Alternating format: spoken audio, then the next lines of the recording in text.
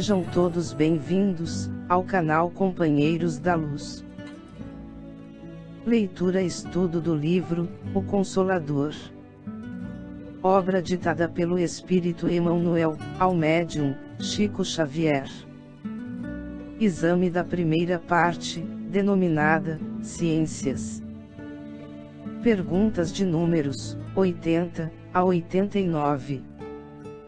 Iniciemos então a leitura do questionário de subtítulo 4, Ciências Combinadas. Pergunta número 80. As chamadas ciências combinadas, entre as quais a história, a geologia e a geografia, surgiram no mundo, tão só pelo esforço dos espíritos aqui encarnados. Emmanuel responde: indiretamente, as criaturas humanas têm recebido em todas as épocas a cooperação do plano espiritual para a edificação dos seus valores mais legítimos. As chamadas ciências combinadas são expressões do mesmo quadro de conhecimentos humanos, com igual convergência para a sabedoria integral, no plano infinito. A história, como a conheceis, não é uma estatística dos acontecimentos do planeta, através das palavras. Todas elas são processos evolutivos para os valores intelectuais do homem, a caminho das conquistas definitivas de sua personalidade imortal. Pergunta número 81. Nos planos espirituais, a história das civilizações terrestres é conhecida nas mesmas características em que a conhecemos, através dos narradores humanos. Emmanuel responde: a descrição dos fatos é aproximadamente a mesma. Todavia, os métodos de apreciação dos acontecimentos e das situações divergem de maneira quase absoluta.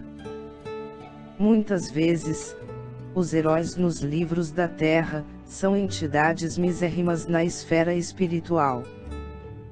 Verifica-se, então, o contrário. Conhecemos espíritos altíssimos, que vieram do mundo cobertos de virtudes gloriosas, e que não constam de nenhuma lembrança da humanidade. Os altares e as galerias patrióticas da Terra foram sempre comprometidos pela política rasteira das paixões. Poucos heróis do planeta fazem jus a esse título no mundo da verdade. É por essa razão que a história do orbe, sendo exata no concernente à descrição e à cronologia, é ilegítima no que se refere à justiça e à sinceridade. Pergunta número 82. Os falsos julgamentos da história agravam a situação dos que se desprendem do mundo, na qualidade de heróis, sem que o sejam. Emmanuel responde: as exéquias solenes, os necrológios brilhantes, os pomposos adjetivos que se concedem aos mortos, em troca do ouro da posição convencional que deixaram, afligem os que partiram pela morte, de maneira intraduzível. Penosa situação de angústia se estabelece para esses espíritos sofredores e perturbados, que se envergonham de si mesmos, experimentando a mais funda repugnância pelas homenagens recebidas. Cessada essa fase do julgamento insincero do mundo, frequentemente se poderá observar a incoerência dos homens. O antigo herói volta ao orbe com as vestes do mendigo, ou do proletário rude, aprendendo nas lágrimas silenciosas a compor os cânticos do dever e do trabalho santificantes. Todavia, ninguém o vê, porque, na história do mundo, em todos os tempos, o homem sempre incensou a tirania, e raramente fixou o olhar inquieto na flor carinhosa e humilde da virtude. Pergunta número 83. É o historiador responsável pelos juízos falsos da história. Emmanuel responde: considerando-se que cada espírito encarnado tem sua tarefa especial, nesse ou naquele setor evolutivo, os historiadores que se deixam mergulhar no interesse econômico das sinecuras políticas, embriagados pelo vinho da mediocridade, responderão além-túmulo, pela exploração comercial da inteligência que hajam praticado na terra, adulterando a justiça e o direito, evitando a verdade, ou fornecendo mentiras, ao espírito confiante dos pósteros. Pergunta, número 84. Se um espírito no plano invisível, não é realmente uma criatura santificada, como receberá as orações de seus devotos, se a história do mundo o canonizou? Emmanuel responde: a canonização é um processo muito arrojado das ambições humanas, para ser considerado perante a verdade espiritual.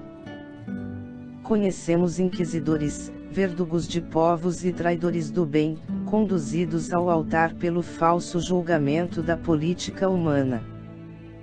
A prece dos devotos invocando seu socorro, muitas vezes, sem se lembrarem da paternidade de Deus, ecoa-lhes no coração perturbado com vozes de acusação terrível e dolorosa, porquanto reavivam ainda mais a nudez de suas feridas. Frequentemente, os espíritos que se encontram nessa penosa situação, rogam a Jesus a concessão das experiências mais humildes na terra, a fim de olvidarem os ruídos nocivos das falsas glórias do planeta, no silêncio das grandes dores, que iluminam e regeneram.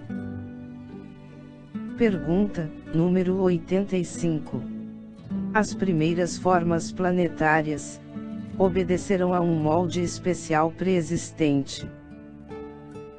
Emmanuel responde: Jesus foi o divino escultor da obra geológica do planeta. Junto de seus prepostos, iluminou a sombra dos princípios com os eflúvios sublimados do seu amor, que saturaram todas as substâncias do mundo em formação.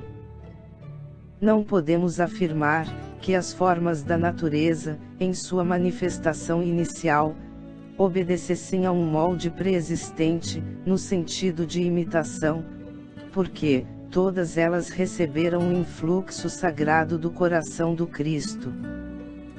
A verdade é que, assim como nas vossas construções materiais, todas as obras viveram previamente, no cérebro de um engenheiro, ou de um arquiteto. Todas as formas de vida na Terra, foram primeiramente concebidas na sua visão divina. Pergunta, número 86. Tendo sido a Terra, formada pelo poder divino, por que passou o planeta por tantas etapas evolutivas, muitas das quais duraram milhões de anos? Emmanuel responde: no infinito do universo, a evolução do princípio espiritual tem de escapar a todas as vossas limitações de tempo e de espaço, na tábua dos valores terrestres.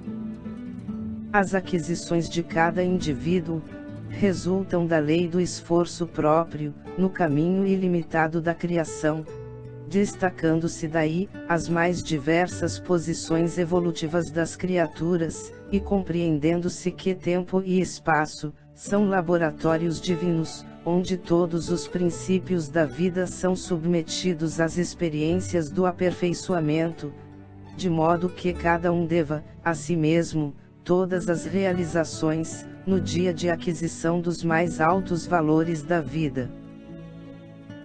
Pergunta, número 87. De onde foram tirados os elementos para a formação da Terra? Emmanuel responde: sabemos que a aglutinação molecular, bem como o motor transcendente do mundo, obedecerão ao sopro gerador da vida, oriundo do Todo-Poderoso e lançado sobre o infinito da criação universal. Contudo, achamo-nos ainda na situação do aluno, que encontrou a escola já edificada, cabendo-nos louvar e buscar, pelo trabalho e pelo aperfeiçoamento, o seu divino autor. Pergunta, número 88. Deve o homem terrestre enxergar nas comoções geológicas do globo elementos de provação para a sua vida? Emmanuel responde: os abalos sísmicos não são simples acidentes da natureza. O mundo não está sob a direção de forças cegas. As comoções do globo são instrumentos de provações coletivas, ríspidas e penosas. Nesses cataclismos, a multidão resgata igualmente os seus crimes de outrora, e cada elemento integrante da mesma quita-se do passado na pauta dos débitos individuais. Pergunta, número 89. Por que razão não existe nos textos sagrados uma notícia positiva das terras descobertas posteriormente à vinda de Jesus ao planeta? Emmanuel responde: nesse particular, temos de convir que a palavra das profecias, através de todos os tempos e situações do planeta, como eco das regiões divinas, não teve em mira, senão, a edificação do reino de Deus nos corações, desprezando as fundações humanas, precárias e perecíveis.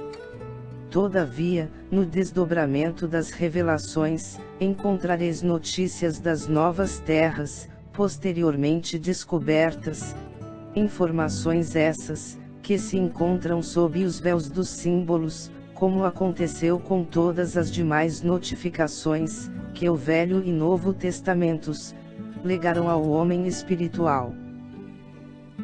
Chegamos ao final da leitura deste questionário. Não percam a leitura do próximo de subtítulo. Item 5, Ciências Aplicadas. Muito obrigado por apoiarem nosso canal. Curtam, comentem, inscrevam-se e compartilhem. Boa reflexão, e que Jesus abençoe a todos.